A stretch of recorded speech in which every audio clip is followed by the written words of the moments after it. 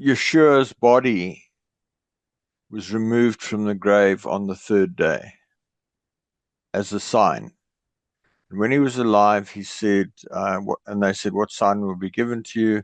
He said, No sign will be given to you except that of the prophet Jonah, who was 3 days and 3 nights in the belly of the whale. But the fact of the matter is that Yeshua only died instantly and was immediately resurrected. If you read the passage of the thief on the stake, you remember there were the two executed next to Yeshua, and the one repented and said, "Let me be in your kingdom." And what did Yeshua say to him? "This day you will be with me in paradise." Not in 3 days' time, this day. So Yeshua died. Yes. And he went to the doors of death, and death said, "You can't come in here because you have no sin." Remember that the what Yah said to Adam was, "If you eat of the fruit of the tree of the knowledge of good and evil, you will surely die." So Adam ate of the fruit, and we've been dying ever since. But Yeshua came, he lived without sin. He came to the gates of death, and death said, "You can't come in here, you have no sin." And instantly he was resurrected. He came back for his body 3 days later in order to give the sign of the prophet Jonah. You see that? Yes, I get it. Because where would he have gone for 3 days? And there's a verse which says that he was preaching to the angels that were held captive. So maybe he was, but he wasn't in death. He was resurrected. He was alive. So what I'd like to do, what I thought about sharing with you, because I think there's a big piece that we haven't discussed about who is Yeshua, how did Yeshua achieve what he did. So what I want to do, there's an article which I'll send you after this, called the miraculous planning of the death of Yahooshuas, where, how, and what. Um, And so just to read the introduction, Yeshua, meaning Yah is salvation, incorrectly called Jesus, died on a stake exactly over the Ark of the Covenant that had been hidden roughly 616 years earlier by Jeremiah, in 589 BC in a cave 20 feet below the execution site in solid rock. The earthquake, as Yeshua died, split the rock from the stake hole to the top of the ark, so that when the soldier pierced the side of Yeshua after he died, blood and water ran out all the way down to land on the mercy seat of the ark. This ushered in a new priesthood, a new covenant, and a new atoning sacrifice for sin.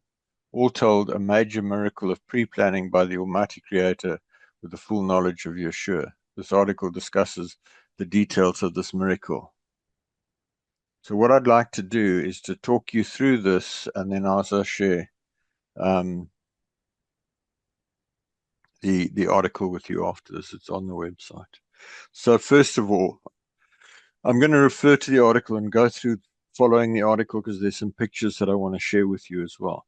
So number one, the thing to remember, or a thing to remember about Yahushua, was that he was a Hebrew, a Jew. He was born to Hebrew Jewish parents, and he grew up in Hebrew Jewish society. And the correct word for Jew is Yahudite, which is derived from one who is descended from Yahudah, Judah, which is one of the tribes of Israel. So in considering Yahushua, you must remember that he was an Old Testament prophet. The New Testament, the New Covenant, only came in when he died. Everything that Yeshua did was under the covenant of Moshe, the covenant of Moses. The miracles, everything. Up to the moment that he died and his blood ran down onto the mercy seat, he was under the old covenant.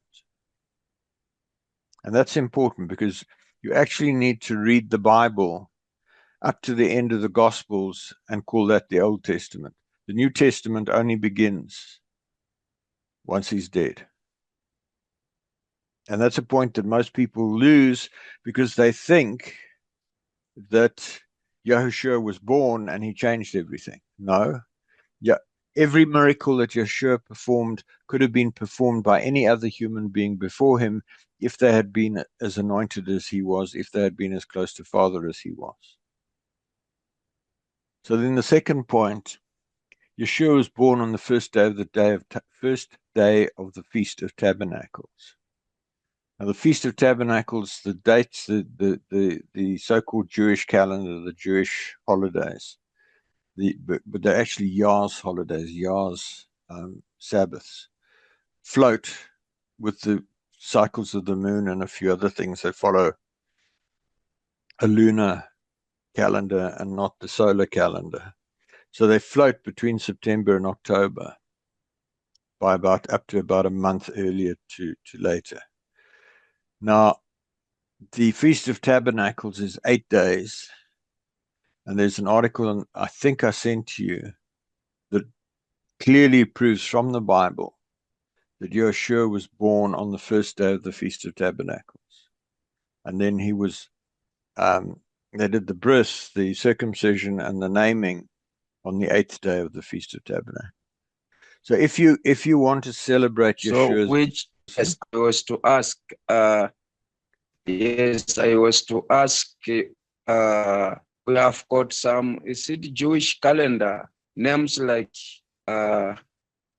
Sif, Ashif, Afif, Nissan. Don't worry so about that don't worry about the details of the Jewish calendar. I get a calendar every year from kodesh.co.za, and I publish an email around about February with the dates for that year, or else you can go with the dates that the Jews celebrate. But sometimes they're out of it. That is what I wanted. But you can February. you can go to any Jewish website that has the dates of the feasts, and you can use those dates. As I say, I do I get it from a calendar of a guy in South Africa, and for the last 10 years or so, I've published, as I say, about February, the dates that I follow, and then I sometimes remind people. But the key thing is, if you want to celebrate the birth of Yeshua, and there's no strong reason why you should celebrate the birth of Yeshua, but if you want to, you should do that on the first day of the Feast of Tabernacles. If you want, one of the challenges that you face is as you move people away from Christmas, they say, but Christmas was such a nice time. We had a party, we had the family, we had nice food, we had gifts and what have you. What are we going to do? Well, the answer to that is the great day of the Feast of Tabernacles is a great feast. So what you do is you say to them, right, instead of having Christmas in December, we will have a festival to Yah on the great day of the Feast of Tabernacles, which this year will be whatever it is. Okay, it's past, it's all gone now, but you hear what I'm saying? So you take the evil and you replace it, but you don't say I'm going to change Christmas to the 20th of September or something. You say we're going to celebrate the Feast of Tabernacles, and we will have an exchange of gifts, and we'll have a feast. We'll have nice food. We'll get the family together. So you put something good in the place of the evil. Then the Ark of the Covenant. When I talk about the Ark of the Covenant, do you know what I'm talking about?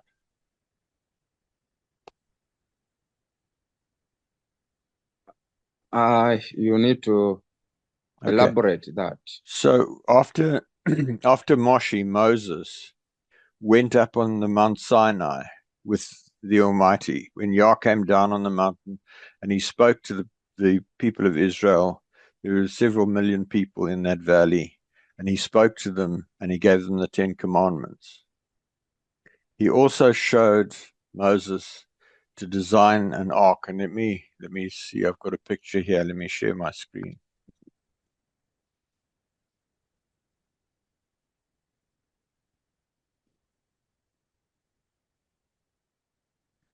Can you see that? Yes, I can see. So basically, this was built by the under Moses' direction with a pattern that he was given from heaven, and they put the So that is the tabernacle. That's the Ark of the Covenant, which was in the tabernacle. The tabernacle was a Uh-huh. tent, and there was Okay. a holy place and a most holy place, and the Ark of the Covenant was in there. And this flat part here is the mercy seat. Uh-huh. So when a new high priest was inducted, he had to come into the holy most holy place and sprinkle blood on this mercy seat. And Father put his presence on the Ark of the Covenant. And for something like 500 years, the Ark of the Covenant carried a very, very powerful anointing. So now Moses built this. They carried that with them into Israel.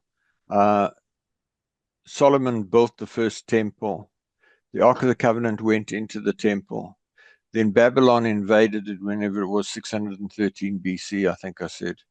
And before they invaded, Jeremiah, and a number of other men took the Ark of the Covenant and the table of showbread and the menorah, the lampstand, the seven candlesticks, and they took it down under the temple in a longer uh, a cave. They'd excavated a lot of limestone from caves underneath Jerusalem, and they took it all the way outside Jerusalem, and they took it. They didn't know they were doing it. They just took it to where Father told them to put it. But it was under this. You've heard that Yeshua died at Golgotha, the place of the skull. Yes. Okay, Kolkata. Golgotha. So Yes. this is what Golgotha looks like on the surface. You can see there the Wow. eyes, there's the mouth, there's the skull. Uh-huh. And in a cave, Kolkata. in a cave directly under that, they hid the Ark of the Covenant. Wow. Now, very few people know this. This was discovered by a chap by the name of Ron Wyatt in the 70s. I think it was in the 70s. It's 1982, about 1982. And very few people know this, but it's absolutely key. And then For sure. when Yeshua died on a stake, he didn't die on a cross. The cross is a pagan symbol. And when he died of a broken heart. He was so you've read the passage where he says, Eli, Eli, lama sabachthani, which is generally translated, Yes. my God, why have you forsaken me? But Forsake me, yeah. Huh? correctly, it's either my beloved mighty one, why have you forsaken me? Or it could, in fact, be my darling, why have you forsaken me? And he said that Uh-huh. when Father took his spirit off Yahooshuas.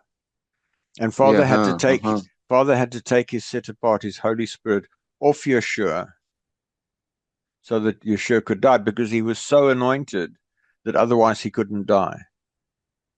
So Mm-hmm. after 9 hours, Father said, okay, I'm taking my spirit away, and Yeshua died. And as the spirit left him, he said, my darling, why have you forsaken me?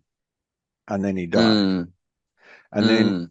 so he died of a broken heart. His heart actually ruptured. So there was blood and Mm-hmm. water in his abdominal cavity. And when the soldier stuck a spear into his side, that blood and water ran down the stake hole, the stake, in front of this cliff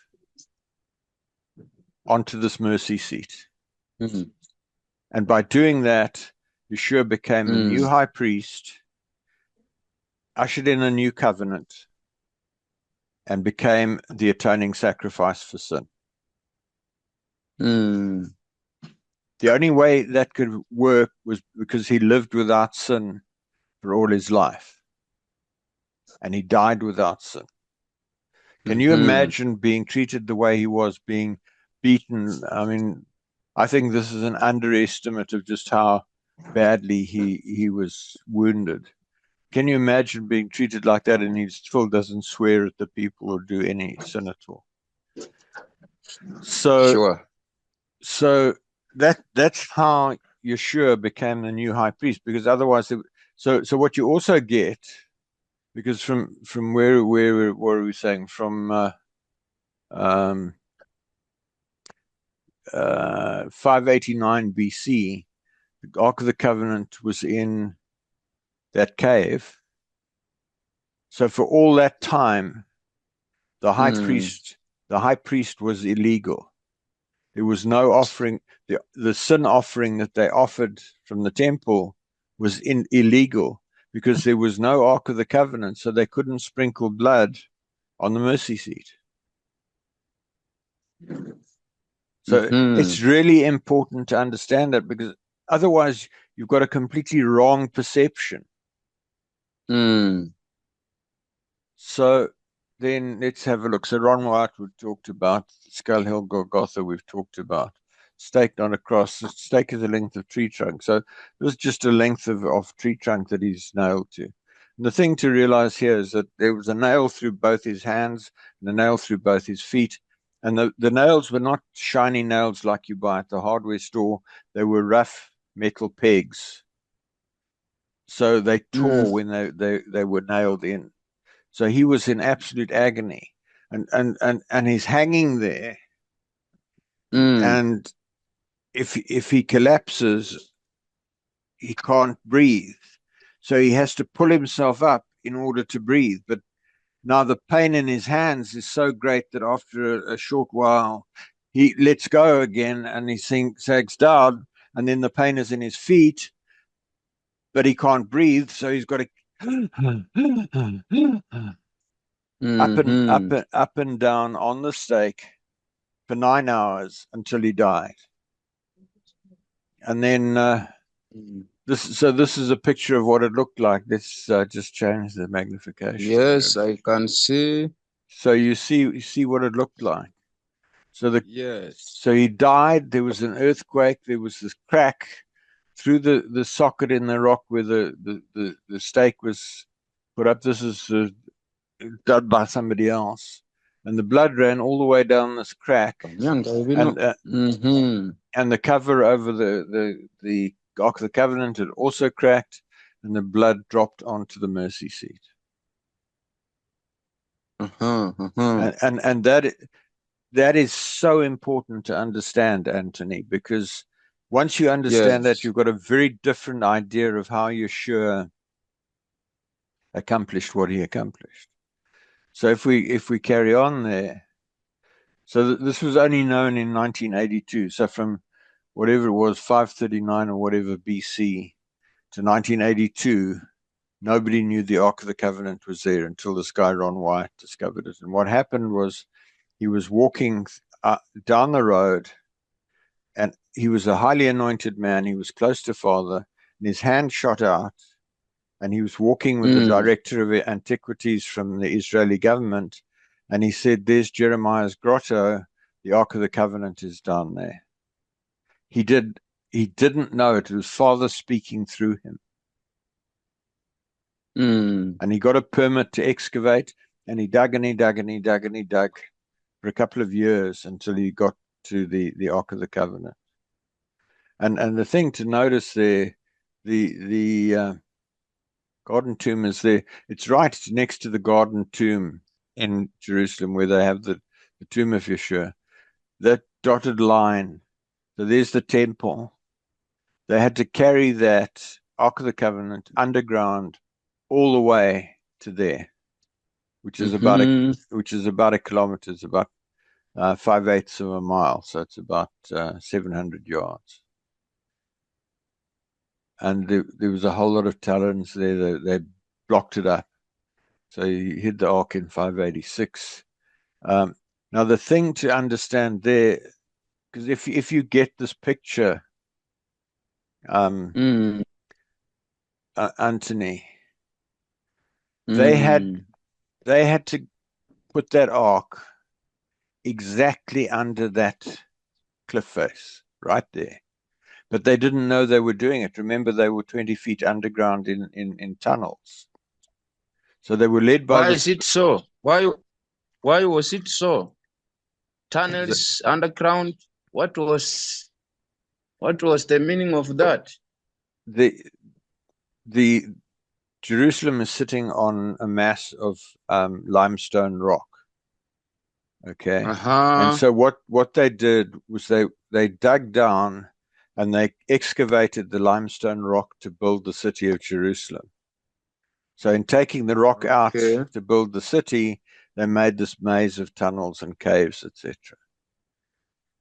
So Uh-huh. so the first thing to understand is that Jeremiah, had to be led exactly by the Spirit, and there had to be a cave exactly under there. Then Uh-huh.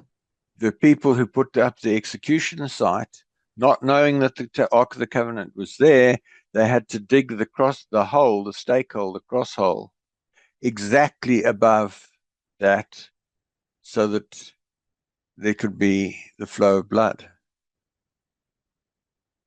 Do you get what a major intervention by Father that is?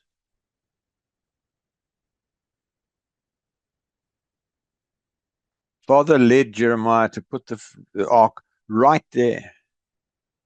So whatever it was, what did I keep forgetting that date? I should write it down. 586. So 586 BC, nearly 600 years before Yeshua died, Jeremiah went and put that in that hole. And there had to be a cave right there. So this was all planned by Father. Oh, have I lost you?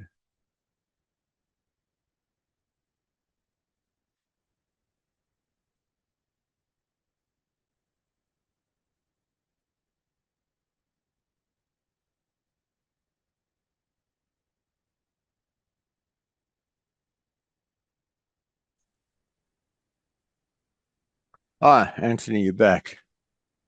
Yes, it was some network technicalities. Okay.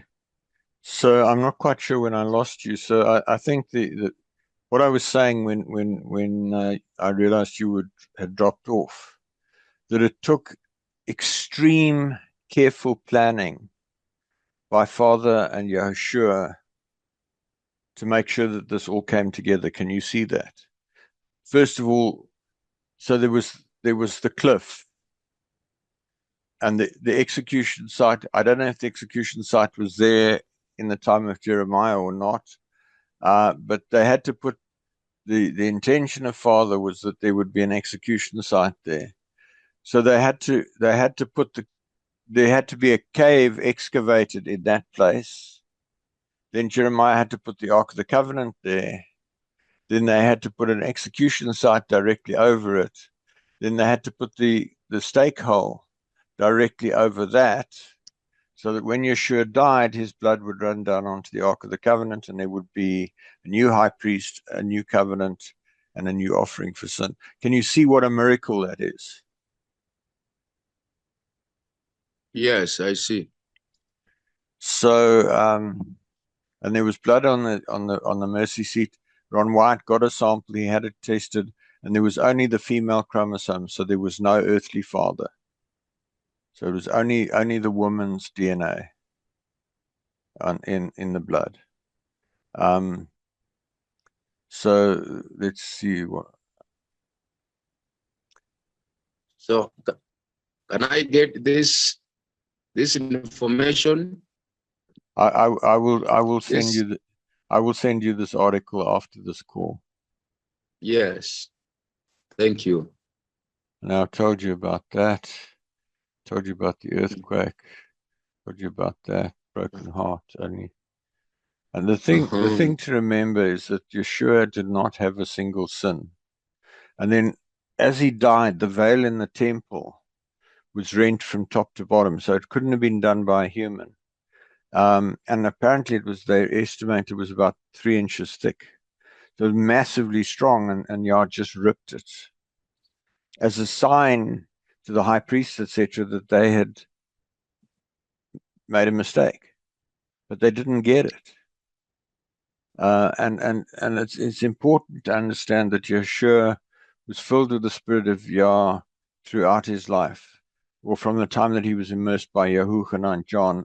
When John the Baptist immersed him and he came out of the water, the Spirit of Yah came on him. He went into the wilderness for 40 days and 40 nights, and he fasted. And a 40-day fast is a requirement to start operating in the power gifts. So the important thing to understand there is that for 30 years, Yahushua lived as just an ordinary man. Then he was filled with the Spirit of Yah. He fasted, and he came out in the power of the Spirit of Yah. Two things to note. Number one, all of this happened under the old covenant.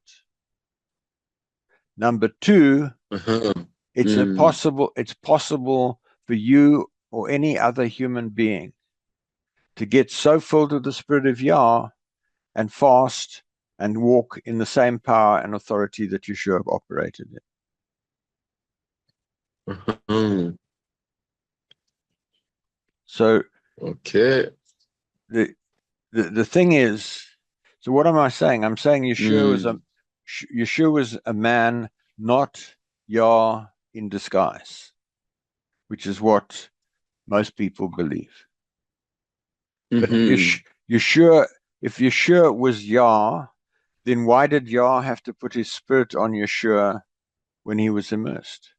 Why did Yah have to take his spirit away from Yeshua so that Yeshua could die? And if Yeshua was Yah, how could Yah die? Because if Yah died, the whole universe would collapse. And if you look at those are the questions. Well, they're really important things to understand. If you look at Matthew 20, I think it's 20. Well, I think I've actually got it open. Have I?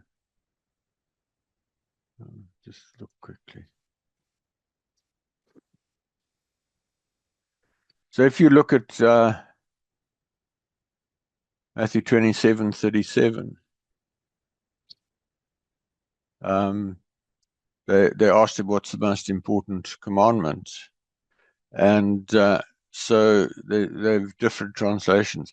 Jesus said to him, "You shall love the Lord your God with all your heart, with all your soul, with all your mind."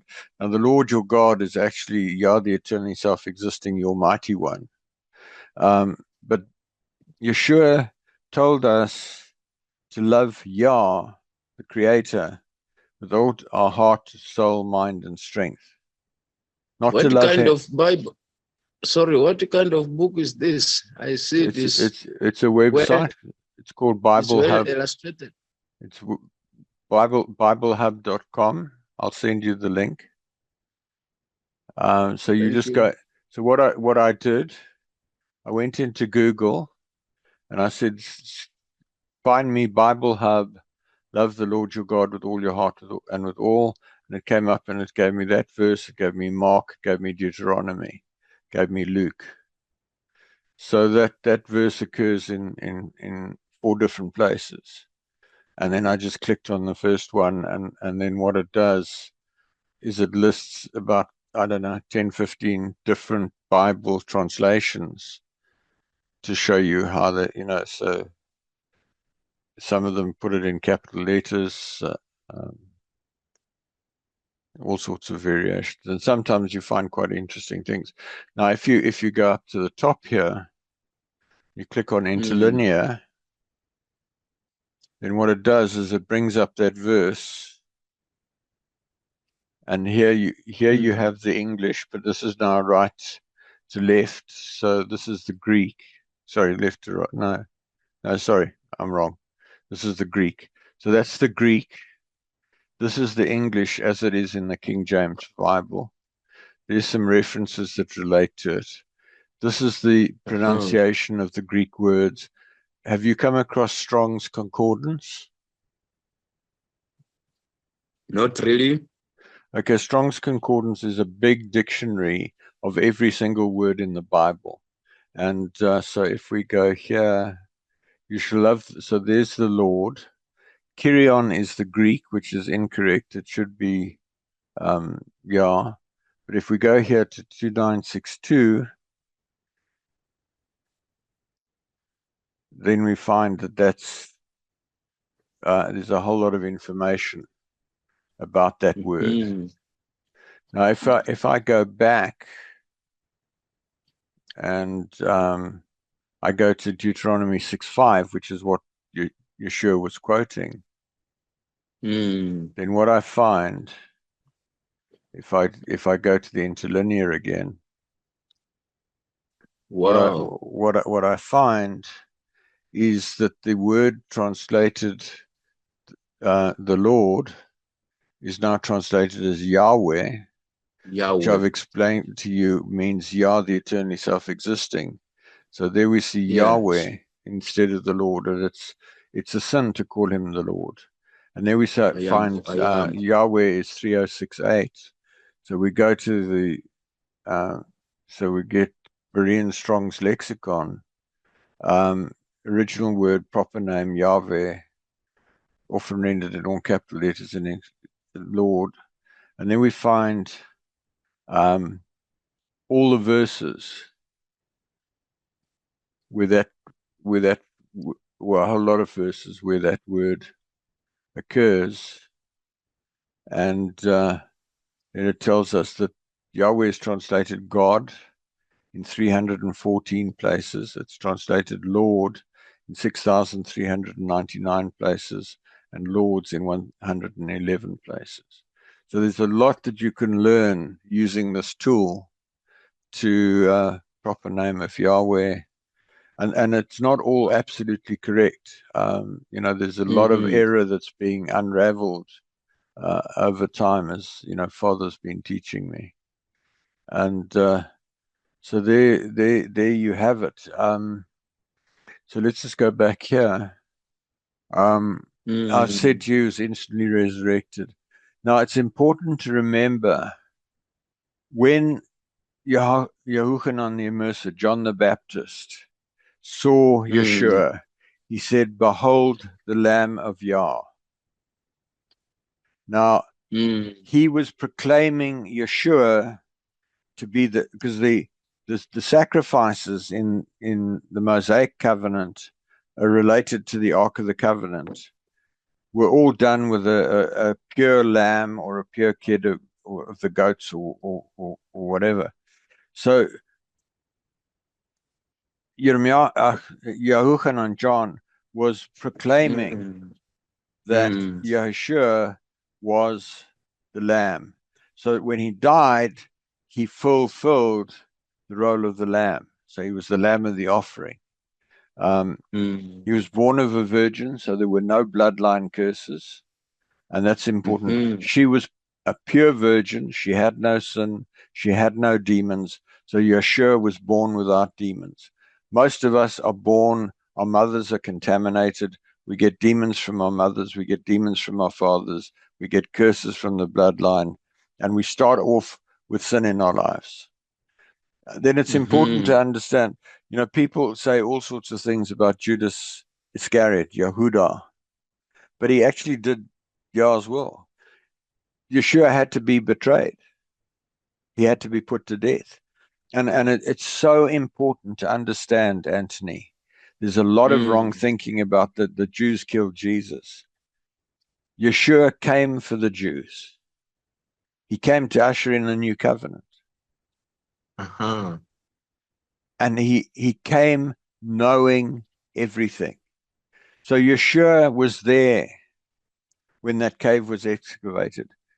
He was there when the Ark of the Covenant was put in that cave. He knew exactly what happened on that execution site. He knew exactly how he was going to die. Sure. And that's so important to understand.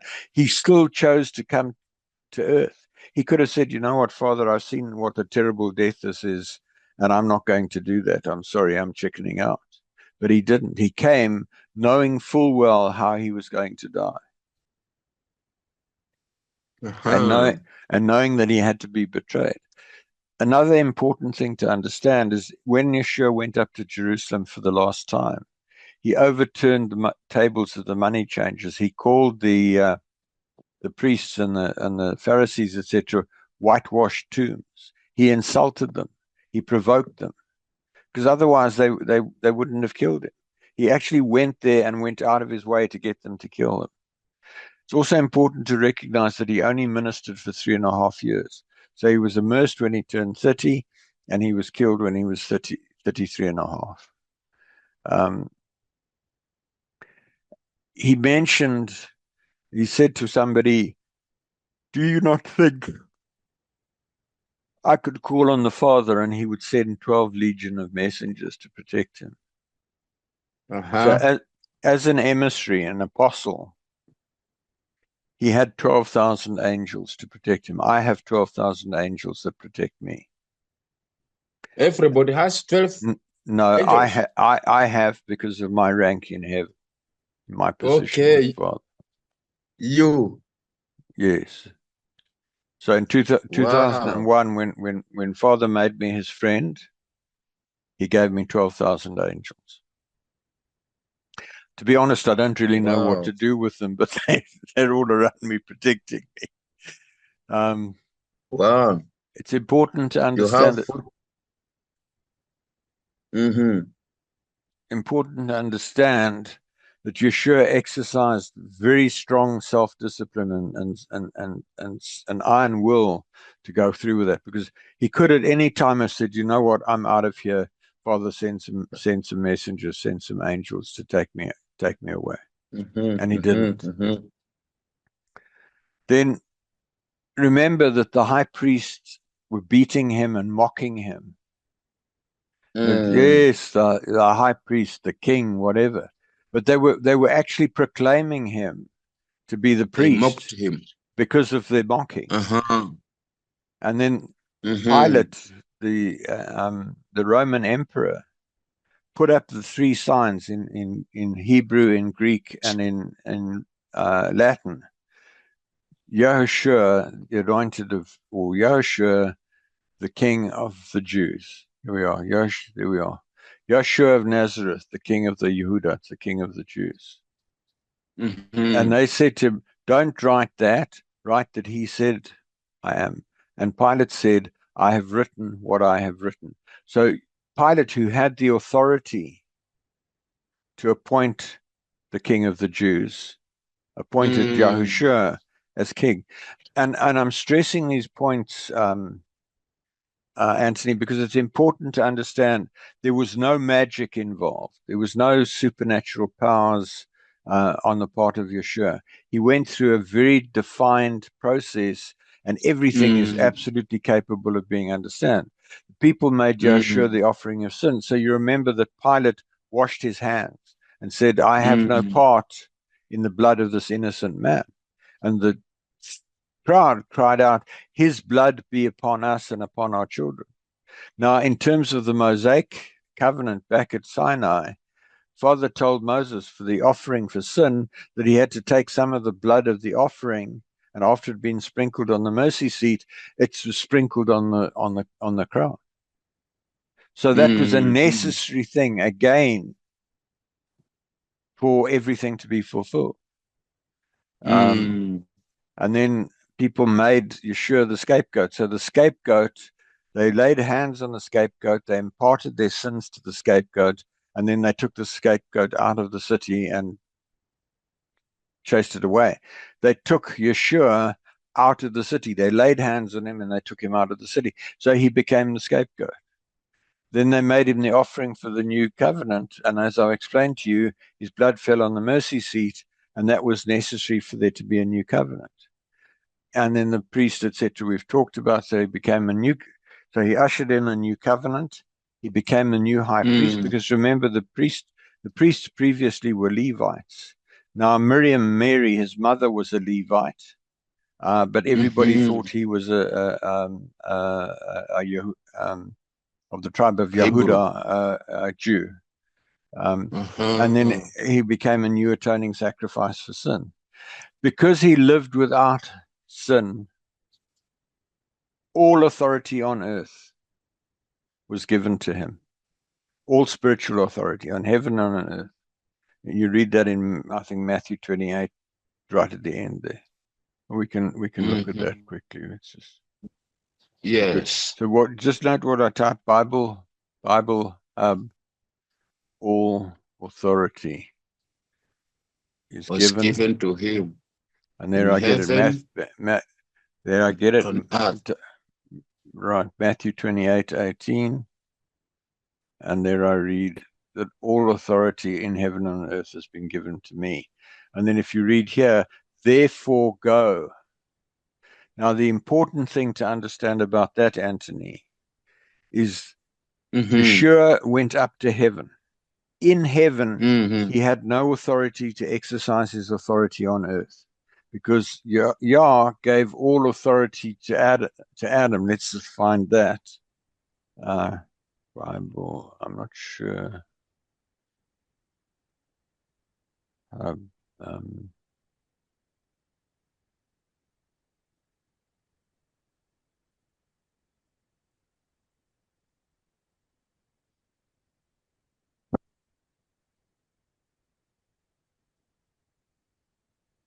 so this is now after Yah had created Adam, and Yah blessed them and said, let's look rather at New King James. Then the Almighty God, Yah, blessed them and said to them, be fruitful and multiply, fill the earth and subdue it. Have dominion over the fish in the sea, over the birds in the air, and over everything that moves on the earth. You see that? So Yah said, you know what, Adam? I want you to rule on earth. I'm giving all authority to you, Adam. And then Adam ate the forbidden fruit. Let's just find that one.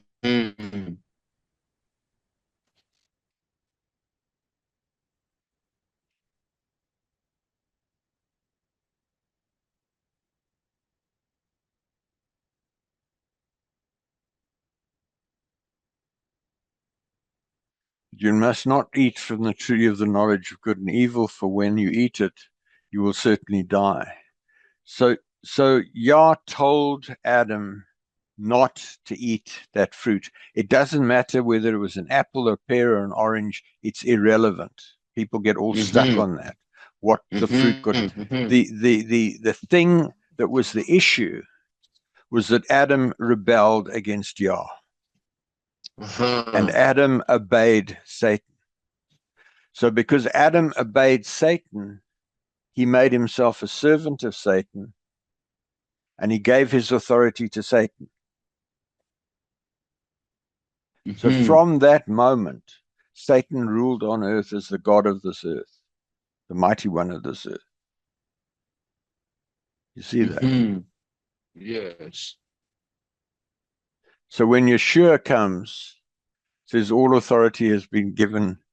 Sorry, where am I? All authority in heaven and earth has been given unto me, therefore go.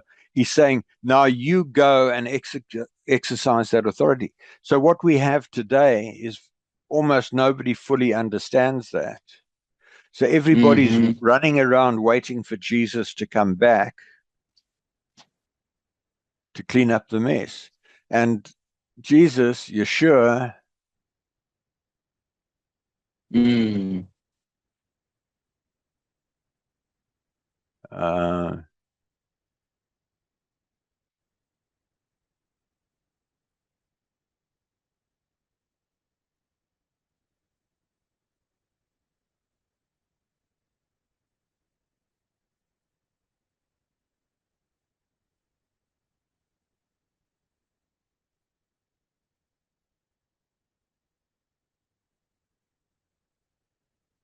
Ephesians 1:20, he raised the anointed one, Yeshua, from the dead and seated him at the right hand in the heavenly realms, far above all rule and authority, power and dominion, and but also in the one age to come.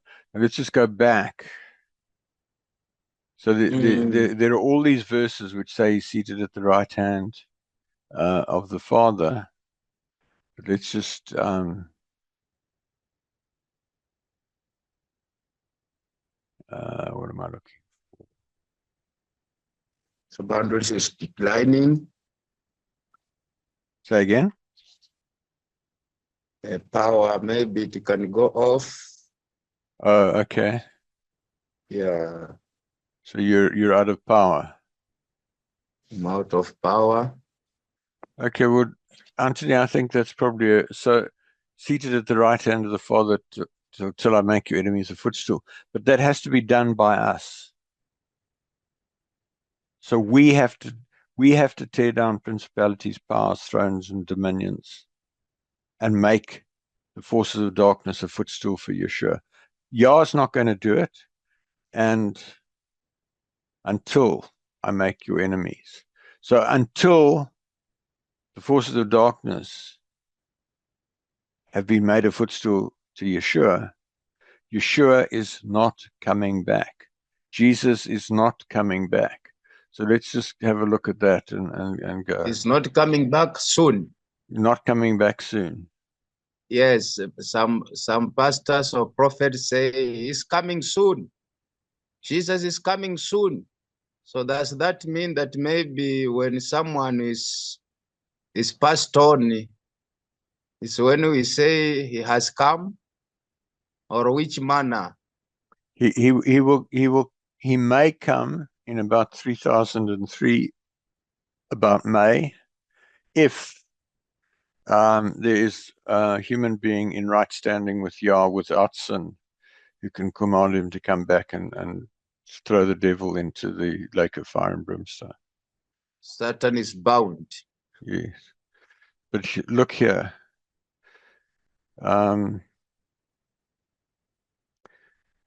Reigned with Christ. Christ is the anointing of the set apart spirit for 1,000 years. And here we see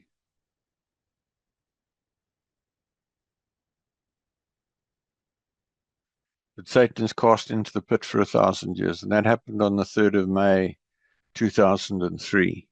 I spent 3 years fasting and sanctifying myself and clearing all sin in my life and getting free of all demons so that I could convene the court of heaven to send Satan to the pit for 1,000 years. So I know that Satan went to the pit on the 3rd of May, 2003, which means that he will come out around about the 3rd of May to 3003. In other words, about 968 years from now, 67 years from now. Uh-huh. So we have to get, and this is my message to you, is we have to get free of sin. We need to get anointed so we can walk in full power and authority, and we need to bring truth, Oh, all yes. truth. Oh, yes. Yes. Hallelujah. Hallelujah. So let's just go back here that we've talked about. So Yeshua came to earth to live a sinless life, to show us what we could do. Remember that Yeshua said,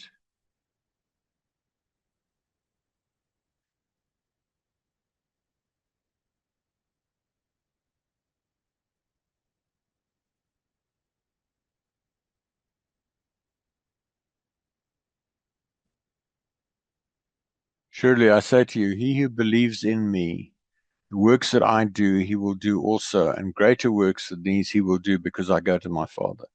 So, Anthony, Mm-hmm. you can do greater works than Yeshua. You can heal Hallelujah. people. You can raise the dead. Hallelujah. You can walk on water. You can feed the 5,000. Hallelujah. But you need to get there. You need to get so filled with the Spirit. You need to get totally free of sin, and you need to go and do a 40-day fast Oh, at the right yes. time. Don't do a 40-day Yes. fast yet. You need to clean up the other stuff. And we were talking about the cleansing process, and we still need to come back to that Yes. and complete that. But that do you see where I'm going with this? You see, there's nothing, Anthony. There's nothing that I'm saying that cannot be Mm. independently verified. But you've got to go looking for it. And the main reason that Yeshua came was to live without sin and die the way that he did. Uh-huh. And the majority of people are teaching, well, Jesus died, so I don't really have to worry about my sin. No, Jesus died, Yeshua Yes. died, so that you had a way of getting free of your sin. Yes.